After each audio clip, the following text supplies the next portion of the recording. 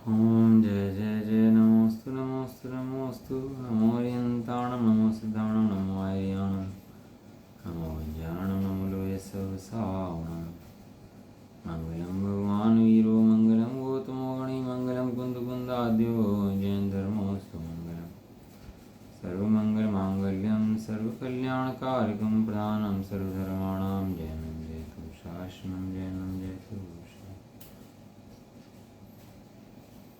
नमः समय साराय स्वानुभूत्या चकास्ते चित्स्वभावाय भावाय सर्वभावान्तशिरे वन्दितु सर्वसिद्धे गुरुमचर्मणोऽङ्गदिं पत्ते कोच्छामि समय पाहुरमणिमोऽसुर केवलीभनिदम्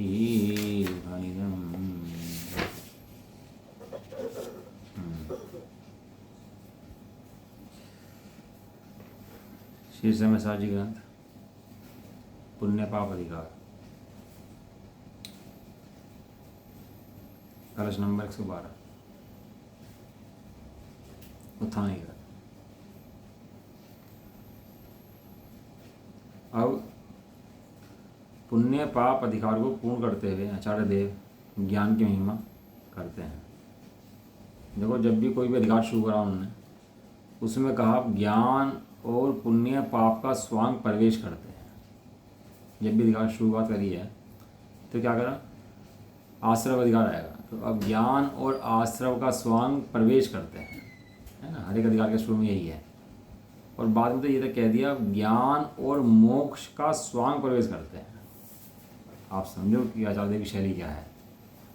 मतलब इन 7 तत्वों को स्वांग बतलाते हैं। आश्रव, बंध, संवरण, निर्जरा, मोक्ष स्वांग है। किसके स्वांग हैं? ये ज्ञान के स्वांग हैं।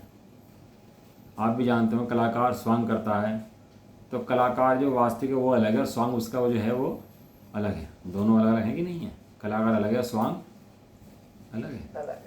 हाँ, दोनों अलग अलग हैं। एक कलाकार स्वांग करता हुआ जानता है कि नहीं जानता कि मैं स्वांग में क्या हूँ और असली में क्या हूँ? जब भूल जाता है।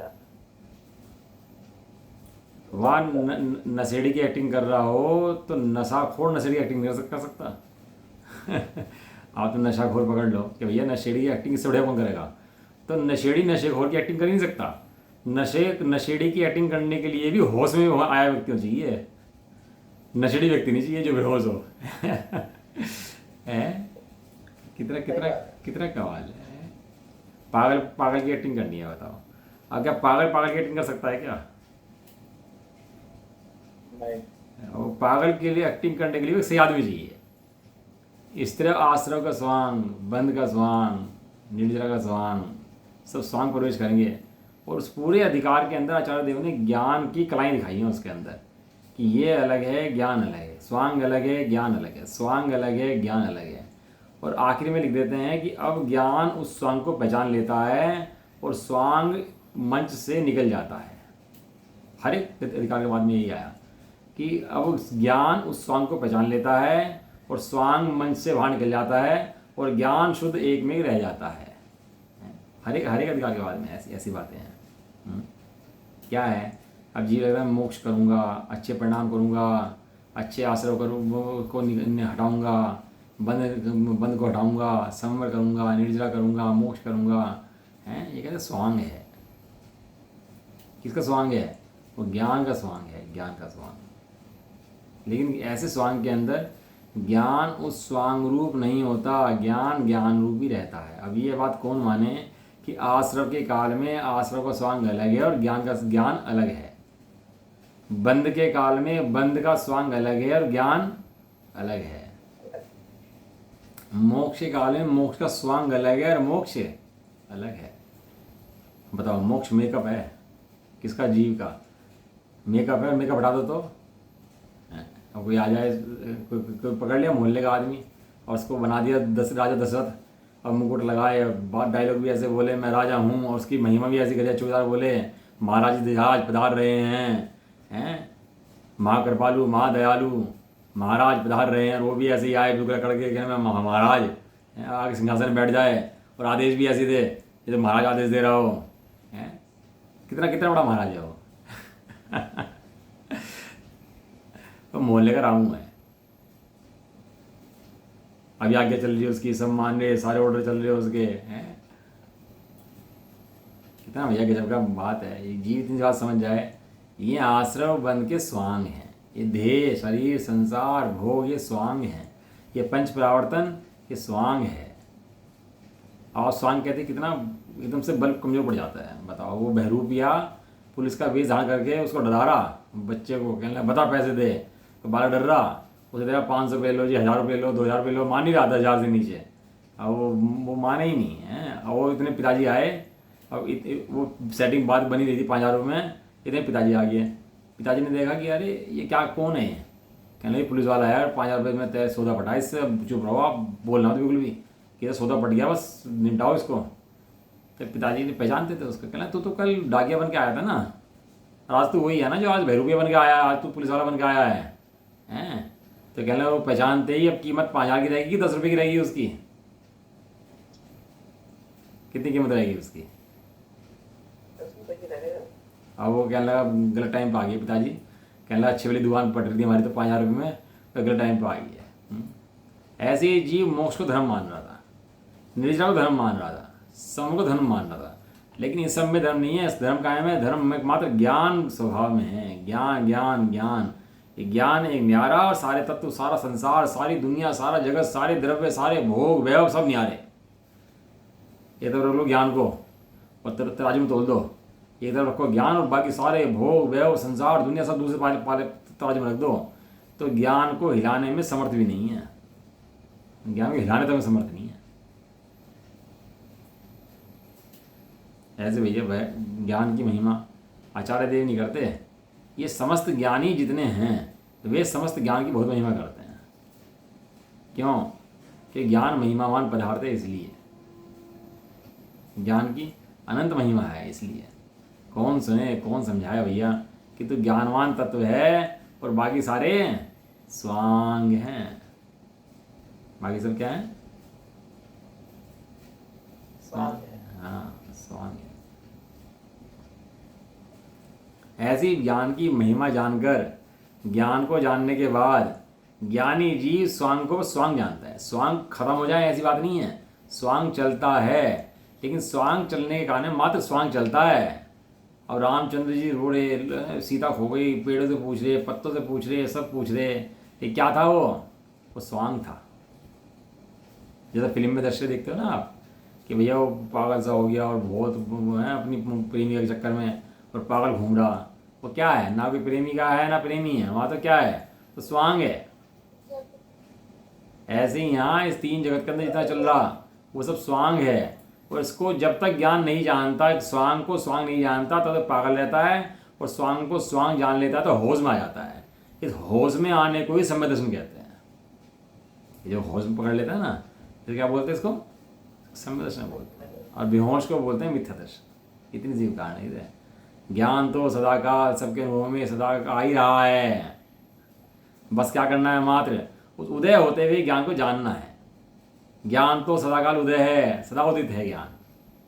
ज्ञान का सदाकाल उदय है। कभी ऐसा होता है ज्ञान बंद हो जाए किसी का, कभी ऐसा ज्ञान काम करना बंद कर दे किसी का, कभी जड़ में एक इंद्रिय का, दो इंद्रिय का, किसी का होता है ज्ञान काम करना बंद कर दिया भाई इसका, ये तो बेचारा कोमा में चला गया, मर गया, इसका ज्ञान काम करना बंद। ऐसा हो सकता है? कि ऐसा भाई साहब कभी भी नहीं हो सकता। ज्ञान सदा का सदा उदय को प्राप्त है। और कितना उदय को प्राप्त है? परिपूर्ण उदय को प्राप्त है। परिपूर्ण उदय को प्राप्त है, ऐसा कम नहीं है, परिपूर्ण उदय को प्राप्त है। ऐसे जब ज्ञान जी को जीव देख लेता है तो सहज कर्मों की स्थिति स्वयं, जो पाप कर्म होते हैं स्वयं घट जाती हैं, पुण्य पर स्वयं बढ़ जाती हैं, होने योग्य सारे काम हो जाते हैं और नहीं होने योग्य सारे काम नहीं होते हैं, और जीव आनंद में मग्न रहता है। उसके बाद इस आनंद की मस्ती का नाम ही भैया ज्ञान की आराधना, इसका नाम सिद्ध पद है, इसका नाम मोक्ष पद है। जो कुछ कहो सब यही है। आचार्य देव तो भैया क्या करें, ज्ञान की महिमा ही करते हैं। अब ये जीव महिमा कर ले, इसको महिमा आ जाए तो मोक्ष में निकल जाता है, और नहीं महिमा आए बातें करता रहे, फिर भी टेंशन लेता रहे, फिर भी इन सबको अपना मानता रहे, जानता है नहीं भैया कुछ करेंगे धर्म होगा, कुछ करेंगे ना धर्म कैसे होगा, कपड़े उतारेंगे तो धर्म होगा, केस लोच करेंगे धर्म होगा, नहीं तो धर्म हो नहीं सकता। ऐसा नहीं है भाई साहब, ऐसा नहीं है। ज्ञानी ज्ञान के द्वारा अपने के लक्षणों से भिन्न जान लेता है। ज्ञानी का लक्षण क्या है कि ज्ञान के द्वारा अपनी आत्मा को, अपने को मैं पना अपना निर्णय करना अपनी आत्मा के अंदर, ये ज्ञानी का लक्षण है। और इसके द्वारा अपना भिन्न अनुभव करता है। जैसे देह में आत्मबुद्धि है, ऐसी आत्मबुद्धि उसके अपनी आत्मा के प्रति होती है। ये तो इतनी रोटी खाता है, इतना खाता है, इतना बनाता है, इतना कमाता है, तो मिथ्यादृष्टि है, तो ये समष्टि हो नहीं सकता। भाई साहब, समष्टि, ये तो नरक जाएंगे, निर्गो जाएंगे भैया, तो तू भ्रम में है। अब पुण्य पाप के अधिकार को पूर्ण करते हुए आचरण ज्ञान की महिमा करते हैं। क्यों महिमा करते हैं? ज्ञान की महिमा देखते हैं ना, तो इसकी महिमा करते हैं। देखो, भेदोन्मादं भ्रमरसभरान्यनाट्यतिपीतमोहं मूलोन्मूलं सकलमपि तत्कर्म कृत्वा बलेन हेलोन्मीलत्परं कलया साधर मारुद केली ज्ञान ज्योति कवलित तम प्रोज जन्रे भरेण। श्लोक मोह रूपी मदिरा के पीने से, क्या पी लीजिए ने? मोहे महामदि पियो अनाद भूले आपको भर मतवादी। क्या करा जीव ने? मोह की शराब पी ली, और शराब पी कर क्या हुआ? संसार में भटक रहा है, भ्रमण कर रहा है, नशे में है। पहले मोह का नशा उतरे तो वस्तु स्वरूप दिखाना शुरू हो। वो मोह का नशा तब तक अभ्यास के बल से सहज उतर जाता है। मोह रूप मदिरा के पीने से, भ्रम रस के भार से, अतिशयपने से, शुभाशुभ कर्म के भेद रूपी उन्माद को जो नचाता है, ऐसे समस्त कर्म को अपने बल द्वारा समूलता उखाड़कर अत्यंत सामर्थ्य युक्त ज्ञान ज्योति प्रकट हुई। जिसने संसार को नचा रखा, दुनिया को नचा रखा, उसे ज्ञानी ने नचा दिया। जिस मोह ने, वही पूजा आती है कि बड़े पंडित लिखी, चक्र से या वज्र से भी मोह जो नशता नहीं। चक्र चलाओ, वज्र चलाओ, पत्थर पटक दो, तो ये मोह नहीं नशता। लेकिन भगवान ने ज्ञान के आराधना के द्वारा मोह का नाश कर दिया। एक विधि, केवल एक विधि उस मोह का नाश करने की। इस राक्षस को भगाने का एक मंत्र है केवल, बस। कोई राक्षस आ जाए, अब वो उत्पात कर रहा हो, अब मंत्र दे देते हैं कि भैया मंत्र सिद्ध कर दे, मंत्र बोल दे, राक्षस शांत बैठ जाएगा, चला जाएगा। ऐसे ही यहाँ पर क्या मंत्र है कि तो मंत्र समझ ले, ज्ञान, ज्ञान स्वरूप की आराधना। ये मंत्र पकड़ ले, तेरे मोह का राक्षस ना मर जाए ना, चला ना जाए, तो बता देना। उस मोह के राक्षस को उखाड़ के, कर्मों के राक्षस को उखाड़ के फेंकने के लिए ज्ञान ज्योति प्रकट हुई है। अब ज्ञान प्रकट हुआ है तो सारे कर्म छिप जाते हैं, चले जाते हैं। जैसे सूर्य के प्रकाश होने पर ये चूहे, कीड़े मकोड़े सब छिप जाते हैं बिलों के अंदर जा जाके, अपने निकलते नहीं है। चोर फोड़ सब छुप जाते हैं जा करके दिन निकलने के बाद। ये जितने पाप अंधकार में होते हैं ना, ये दिन में पाप नहीं होते। यह ज्ञान ज्योति ऐसी है कि जिसने अज्ञान रूपी अंधकार का नाश कर दिया है, अर्थात जिसने अज्ञान रूपी अंधकार का नाश कर दिया, अंधकार का ग्रास कर लिया है, अर्थात जिसने ज्ञान रूपी अंधकार का नाश कर दिया है, जो लीला मात्र से, सहज पुरुषार्थ से विकसित होती है, और जिसने परम कला अर्थात केवल ज्ञान के साथ क्रीड़ा प्रारंभ कर दी है, ऐसी वो ज्ञान ज्योति है। ज्ञान ज्योति प्रकट होती है। देखो, दीपक का प्रकाश हो चाहे सूर्य का प्रकाश हो, काम क्या करता है? काम प्रकाश क्या करता है? वो उसकी अपेक्षा नहीं है कि छोटा है बड़ा है, कि काम क्या करता है? काम तो प्रकाश करने का ही करता है। ऐसे हमारा ज्ञान हो चाहे भगवान का ज्ञान हो, काम क्या करता है? काम तो मात्र जानने का करता है। और जानने के नाम पर ये समझो पर को जानता है। सब लोगों को क्या लगता है कि जानने के नाम पर को जानता है, पर को जानता है। ऐसा नहीं है। जाननहार रहता है, ये कला है। इसको जान ले, इसको जान ले, इसको जान ले, इसमें क्या दम है? ये तो जान ही लेगा, इसमें कौन सी कोई दम हैगा? लेकिन स्वयं सदाकाल जाननहार रूप रहता है, स्वयं सदाकाल उदय रूप रहता है। ये ज्ञान ज्योति का महात्म्य है। कभी नष्ट नहीं होता, कभी बदलता नहीं है, सदाकाल प्रकट है, सब जीवों को प्रकट है। जब तक सम्यक दृष्टि छदमस्त है, छदमस्त माने केवल ज्ञानी नहीं है। दो जीव होते हैं, छदमस्त होते हैं, केवल ज्ञानी होते हैं। जब ज्ञानावरणी कर्म हट जाता है तो जीव केवल ज्ञानी बन जाता है, तीन लोग तीन काल को जानता है, और उससे पहले छदमस्त अवस्था में रहता है। कब तक? जब तक केवल ज्ञानावरण उसका रहता है, तब तक ज्ञान ज्योति केवल ज्ञान के साथ शुद्ध न के बल से परोक्ष क्रीड़ा करती है, केवल ज्ञान होने पर साक्षात होती है। अभी छदमस्त हैं तो अभी केवल ज्ञान है कि नहीं है? कि नहीं, केवल ज्ञान नहीं है, लेकिन केवल ज्ञान स्वरूप श्रद्धा है कि नहीं है? कि हाँ, केवल ज्ञान स्वरूप श्रद्धा हो सकती है। श्रद्धा पूर्ण हो सकती है। देखो क्या है कि एक कर्म होता है ज्ञानावरणी, एक होता है मोहनी, दो कर्म होते हैं। कौन कौन से होते हैं? ज्ञानावरणी मोहनी। मोहनी है जो दर्शन मोहनी, दो में दर्शन मोहनी, चार मोहनी है। अनादिकाल से जीव को दर्शन मोहनी ढक रखा है पूरा। केवल ज्ञानावरणी भी है, सब कर्म ने ढक रखा है जीव के स्वभाव को। लेकिन सबसे पहले कुछ जाएगा। सबसे पहले कौन जाएगा? सबसे पहले जाएगा दर्शन मोहनी। कौन जाएगा? चौथे गुण स्थान के अंदर दर्शन मोहनी चला जाता है। अभी ज्ञानावरणी नहीं गया, चारित्र मोहनी नहीं गया, अंतराय आदि नहीं गए। सबसे पहले कौन भागा? सबसे पहले भागा तुम्हारा दर्शन मोहनी है। यानी कि जो सबसे पहले भागेगा वो सबसे कमजोर शत्रु होगा। जिसे तुमने सबसे बलवान शत्रु मान रखा वो सबसे कमजोर शत्रु है। ये क्या करता है दर्शनावरणी? दर्शनावरणी अपने आत्मा की श्रद्धा नहीं करने देता, अपना आत्मा के अंदर आने नहीं देता। लेकिन ज्ञानी जीव समझ जाता है कि मैं आत्मा हूं, और आत्मा के अंदर अपनापन लाते हैं। तो जैसे ही अपनापन लाते हैं तो सबसे पहले कौन भाग जाता है? ये दर्शनावरणी दुम दबा के भाग जाता है। कैसे भाग जाता है? वो सॉरी दर्शन मोहनी दुम दबा के भाग जाता है। और देखो चारित्र मोहनी तो बहुत लंबा टाइम लगता है उसके अंदर, और इसके जाने के बाद फिर तीन कर्म जाते हैं कि ज्ञानावरणी, दर्शनावरणी, अंतराय के, और उसके बाद भी चार आघाती कर्म में जाते हैं। ये सबसे पहले कौन गया? सबसे पहले गया दर्शन मोहनी है, और सब सारे संसार का दर्शन मोहनी है। यानी कि भाई साहब संसार में कोई ताकत नहीं है। जीव अपना स्वभाव अनंत महिमावान पदार्थ एक बार देख ले तो सबसे पहले जो सबसे मजबूत शत्रु था ना वही भाग जाता है। उसके बाद ऐसा हो जाता है जैसे राजा मर जाए तो सेना में खलबली मच जाती है ना, ऐसा उन कर्मों की सेना में खलबली मच जाती है। क्यों? क्योंकि राजा दर्शन मोहनी था और राजा मर गया। लेकिन राजा नहीं है, कमजोर राजा है। दर्शन मोहनी कैसा राजा है? कमजोर राजा है। जब ज्ञान का दीप पैदा हुआ, ज्ञान ज्योति जगी, तो सारे शत्रुओं में खलबली मच गई, राजा मर गया, शत्रु की सेना बिगड़ गई है, सब उखड़ गया। जिस समय रावण मर गया था तो सारी सेना में खलबली मच गई उसकी, सारे में हाहाकार मच गया, रावण मर गया, रावण मर गया, रावण मर गया, सारे में बहुत खलबली मच गई है। पूरी दुनिया के अंदर, जगत के अंदर हाहाकार मच गया था, रावण मर गया, रावण मर गया। क्योंकि वो सोच भी नहीं सकता था रावण भी मर सकता है।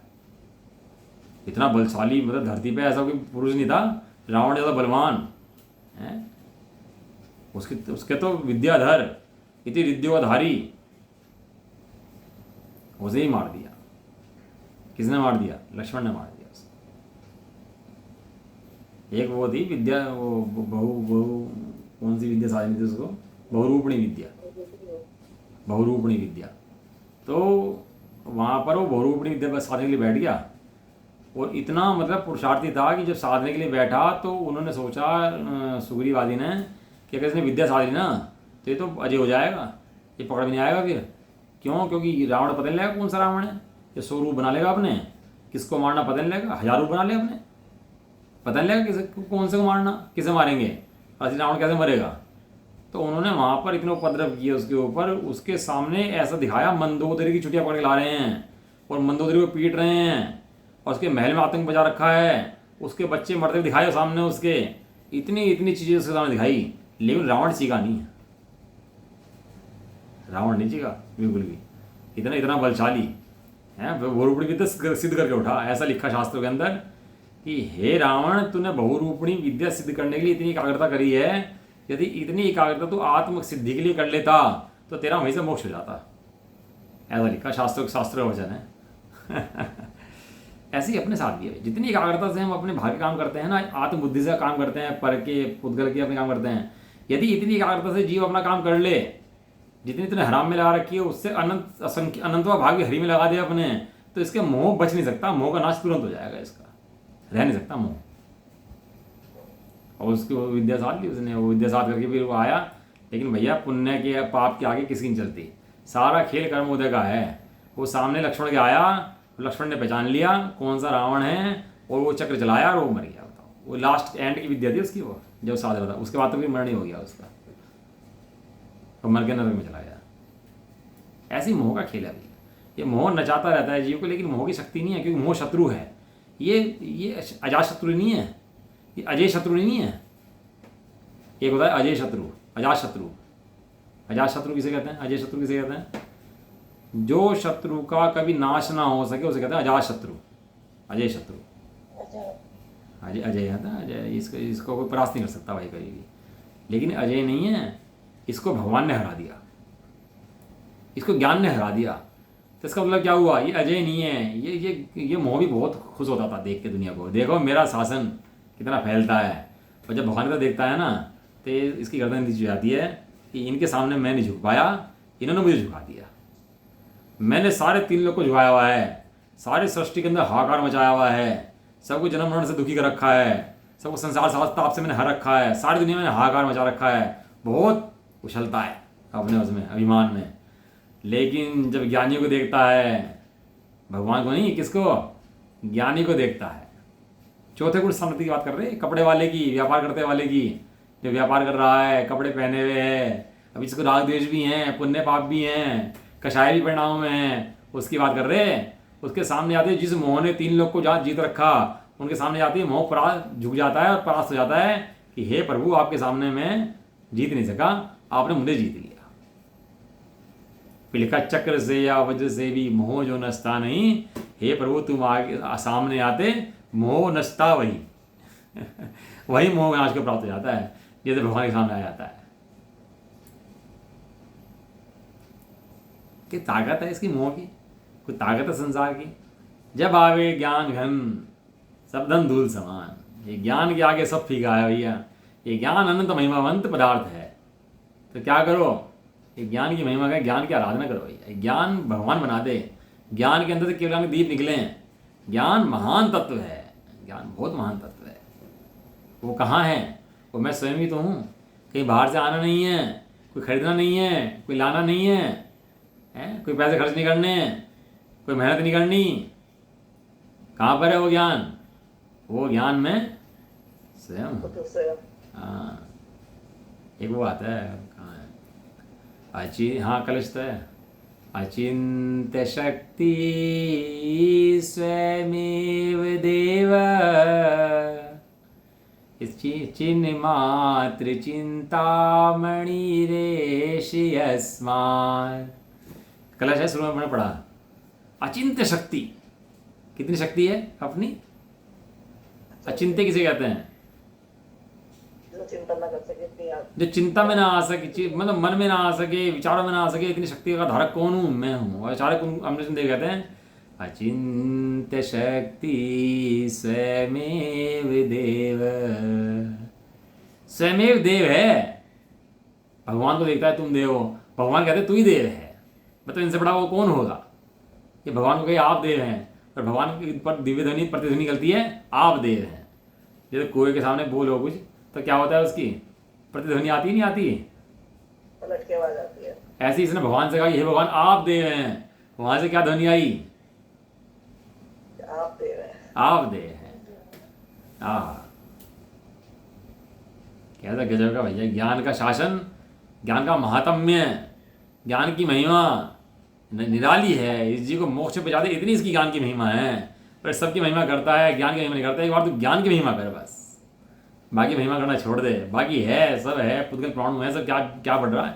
हीरे रत्न मिल गए, तू अरबपति धनपति बन गया तो सब हो क्या जाएगा? सब पुद्गल की सेना है। और तेरी सेना कौन सी सेना है? तेरी सेना ज्ञान की सेना है।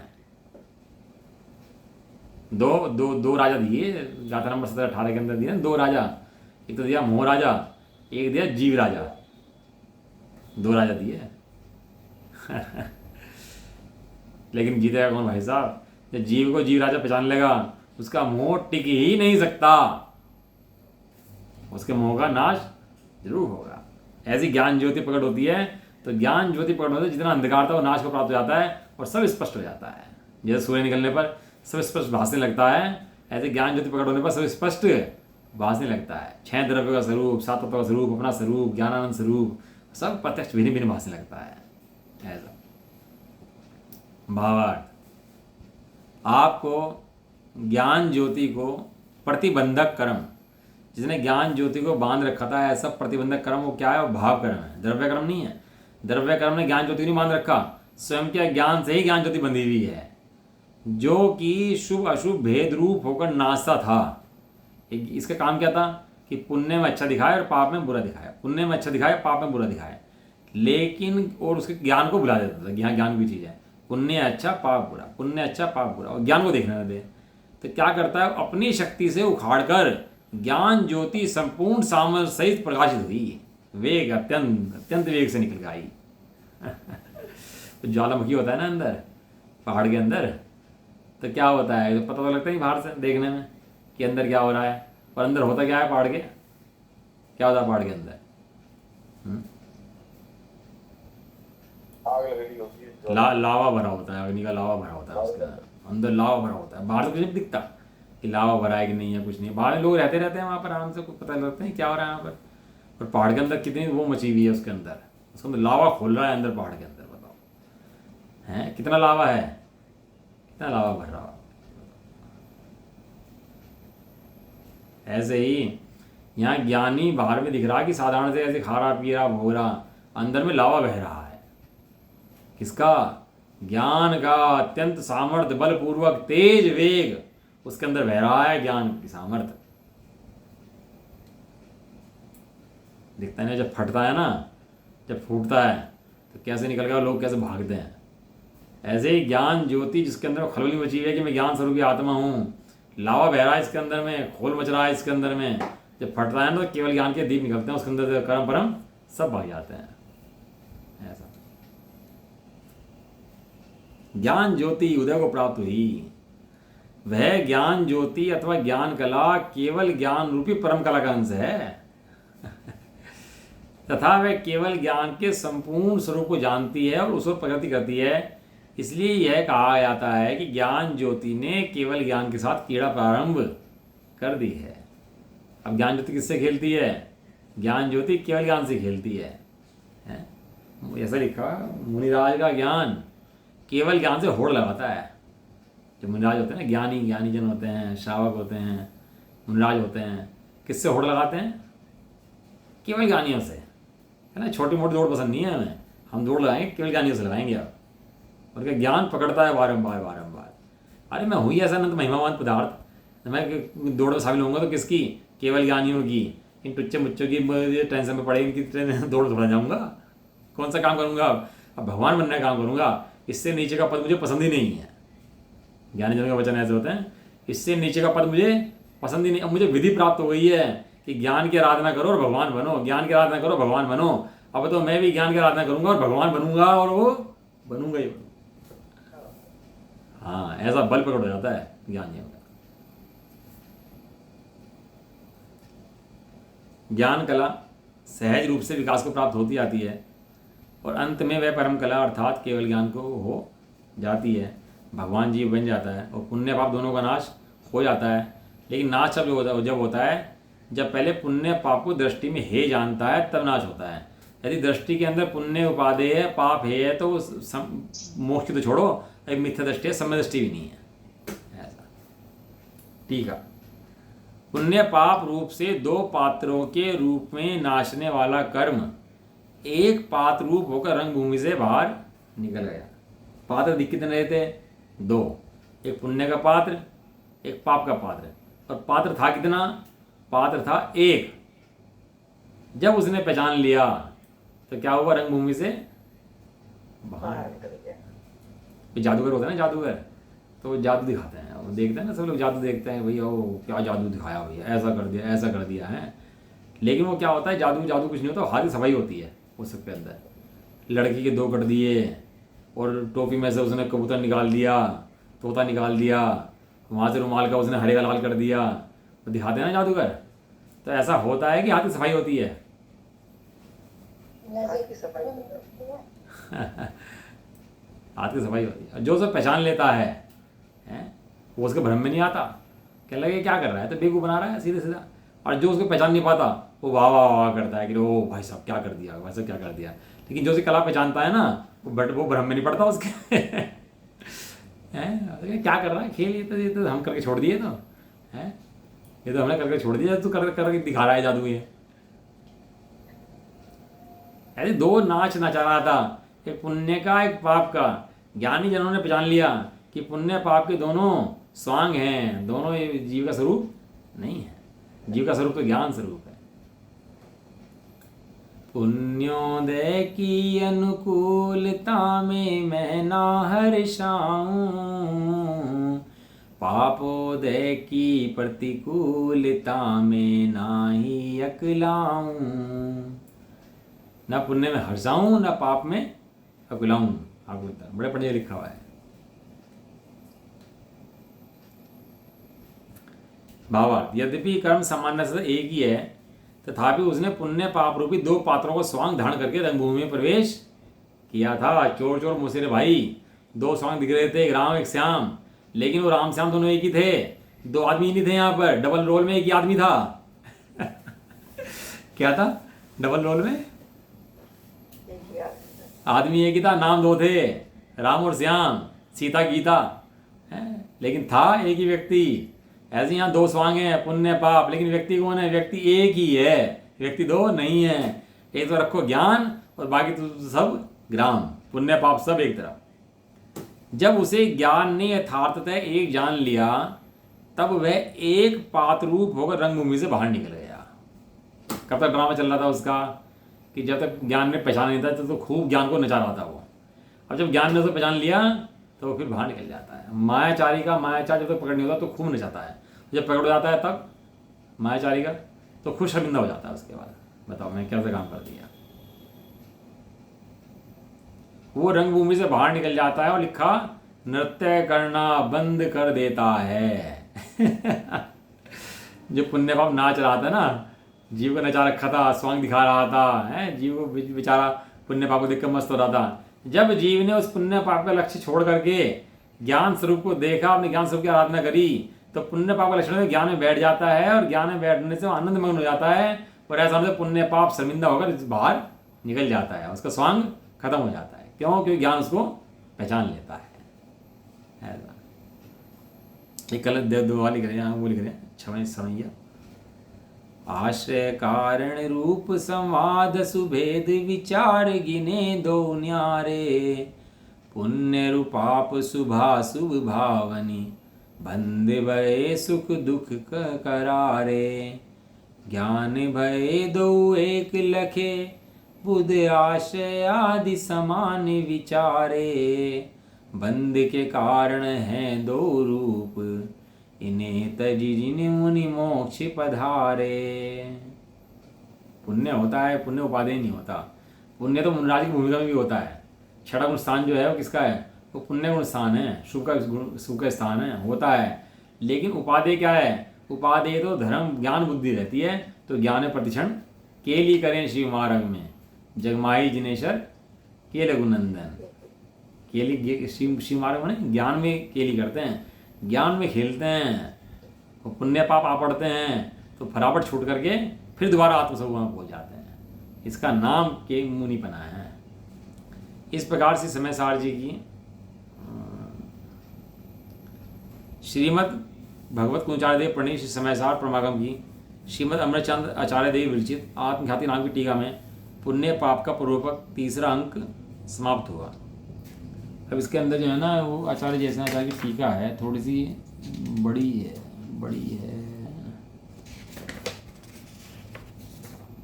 चलो पढ़ लेते हैं इसको। पेज नंबर 411 मिल गया?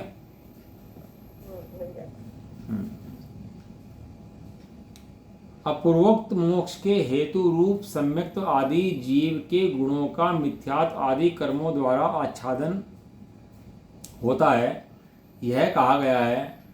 अब उस गुणों का आधारभूत गुणी जीव मिथ्यात्व आदि कर्मों के द्वारा आच्छादित किया जाता है, ऐसा पढ़ करते हैं। जो मोक्ष का सम्यक्त आदि गुण है वो मिथ्या जीव के गुण जो हैं मिथ्या से ढक रहे हैं, उसको वो मिथ्यात्व कर्म द्वारा आच्छादित किया जाता है, ऐसे बताते हैं। तात्पर्य टीका देखो क्या कहते हैं। टीका था वो ये जो मैंने पहले पढ़ी थी अभी। 2 दिन 3 दिन पहले। सम्यक्त को रोकने वाला प्रतिकूल मिथ्यात्व है, ऐसा जिनवरों के द्वारा कहा गया है। किसने कही ये बात? जिनवर भगवान ने कहा कि सम्यक्त रुका है, किससे रुका है? मिथ्यात्व से रुका है। उस मिथ्यात्व के वजह से जीव मिथ्या दृष्टि होता है, ऐसा जानना चाहिए।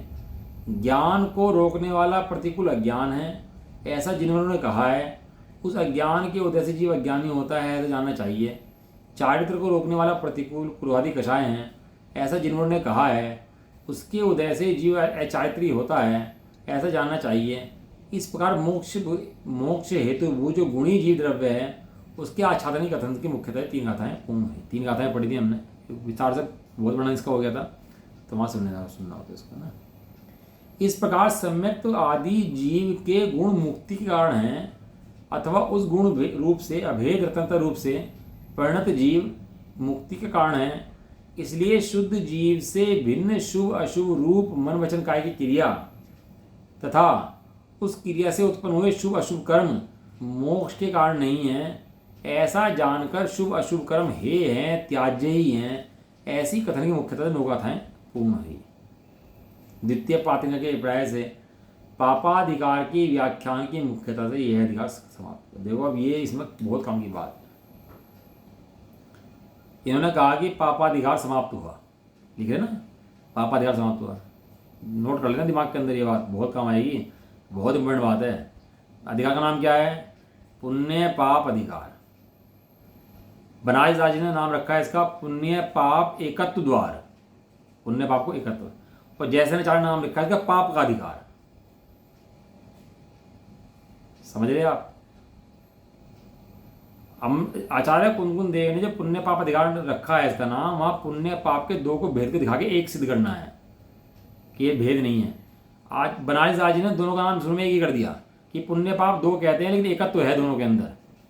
और जैसे आचार्य ने इन दोनों को पाप कह दिया कि पुण्य जो है तो पुण्य मानता है, पुण्य है ही नहीं, वो पुण्य तो पाप है।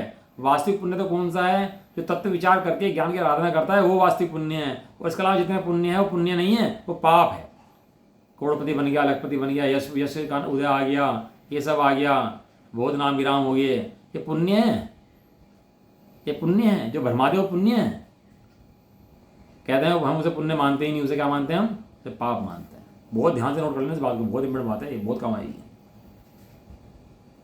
यहां शिष्य पूछता है जीवादि सिद्धांत इत्यादि में व्यवहार रत्नता कथन किया, सो यह पापाधिकार कैसे हुआ? आप कह रहे हो कि यह पापाधिकार है, उसका तो जीव के सिद्धांत का वर्णन करा, जीव के ज्ञान का वर्णन करा, जीव के आचरण का वर्णन करा, तो पाप अधिकार कैसे हुआ उसका निराकरण करते हैं। देखो, यद्यपि व्यवहार मोक्ष मार्ग उपादेय रूप निश्चय रत्नत्रय का कारण रूप होने से उपादेय है, परंपरा से जीव की पवित्रता का कारण होने से पवित्र है, तथापि व्यवहार मोक्ष मार्ग में बाह्य द्रव्य का आलंबन होने से, पराधीनता होने से स्वतंत्रता नष्ट होती है, यह एक कारण है। अब आचार्य जैसे का अभिप्राय आप पकड़ो। आचार्य जैसे ने कहा पाप का अधिकार है, तो उसने कहा कि भाई जीव का श्रद्धान आदि जो व्यवहार रत्नता कहा है, तो ये तो व्यवहार रत्नता मोक्ष कारण कहा, तो पाप का अधिकार कैसे हुआ? तो उसने पहला कारण इसका दिया कि इसका लक्ष्य जो है वो बाहर में जो भी तो व्यवहार रत्नता कहता है, पूजा पाठ भक्ति नियम व्रत स्वाध्याय चिंतन मनन, इसका लक्ष्य शुद्धात्मा है कि पर पुद्गल है? तो ये बता पहली बात। उपादेय है कि हे है? ये बता दूसरी बात।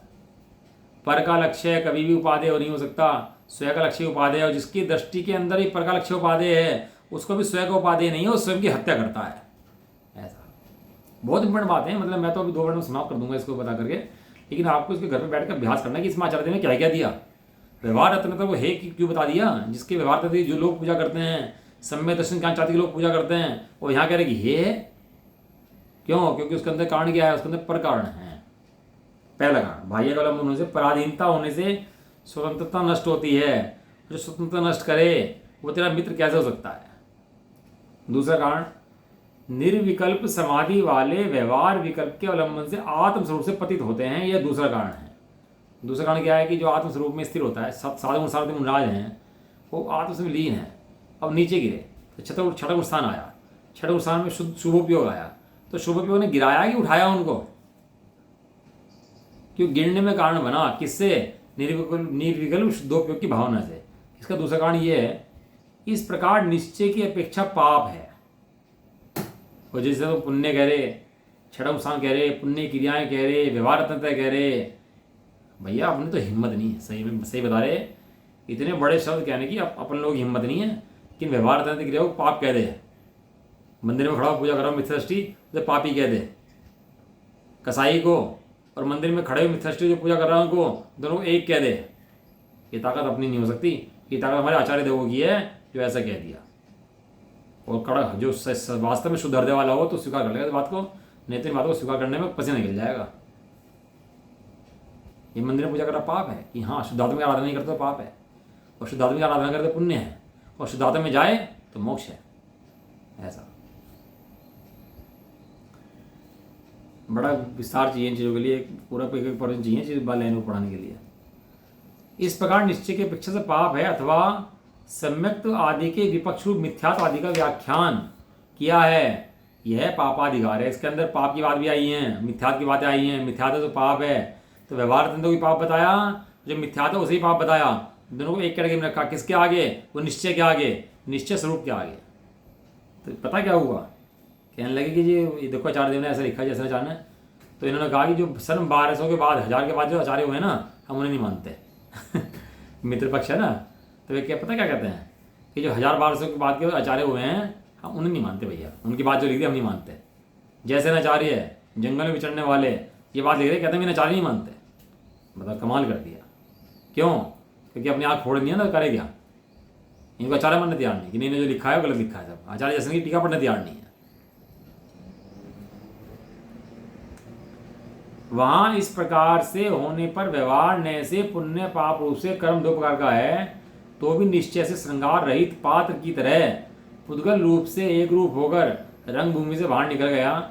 इस प्रकार से जैसे आचार्य जी कृत शुद्धात्मानुभूति लक्षण वाली समय सार की तात्पर्य टीका नामक टीका में तीनों स्तरों के समुदाय रूप से 19 गाथाओं द्वारा चौथा पुण्य पाप अधिकार समाप्त हुआ। अब एक कलश लिख रखा है इसके अंदर, एक पढ़ लेते हैं इसको। समुझे न ज्ञान कहे कर्म किए सो मोक्ष, ऐसे जीव विकल मिथ्यात्व की गहल में। ज्ञान पक्ष गए कहे आत्म अबंध सदा, वरते सुछंद ते बूढ़े हैं चहल में।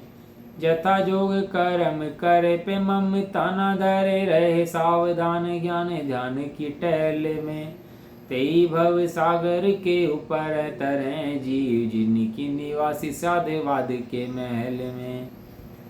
जो ज्ञान में नहीं समझते और कर्म से ही मोक्ष मानते हैं, ऐसे क्रियावादी जीव मिथ्यात्व के झकोरों से बेचैन रहते हैं। और सांख्यवादी जो सिर्फ ज्ञान का पक्ष पकड़ के आत्मा को सदा बंद में कहते हैं, तब मनमाने बढ़ते हैं, वे भी संसार कीचड़ में फंसते हैं। पर जो साधवाद मंदिर के निवासी हैं, वे पदस्थ के अनुसार कर्म करते हैं और ज्ञान ध्यान की सेवा में सावधान रहते हैं, वे ही संसार सागर से तरते हैं और पार होते हैं। अब अगला अधिकार आएगा इसका आश्रव अधिकार, है ना। कल थोड़ी चर्चा लेंगे इसकी कि पाप अधिकार जो उन्होंने कहा है तो क्या कारण इसके रहे हैं, ऐसा कि व्यवहार तरते क्रियाओं को पाप भी पाप कहते हैं, क्या कारण उसके, कैसे विक्षाएँ उसकी हैं, वो समझ कर फिर आश्रव अधिकार कल शुरू करते हैं। ठीक है जी। निज निधि निज में बताई है अनंत उपकार।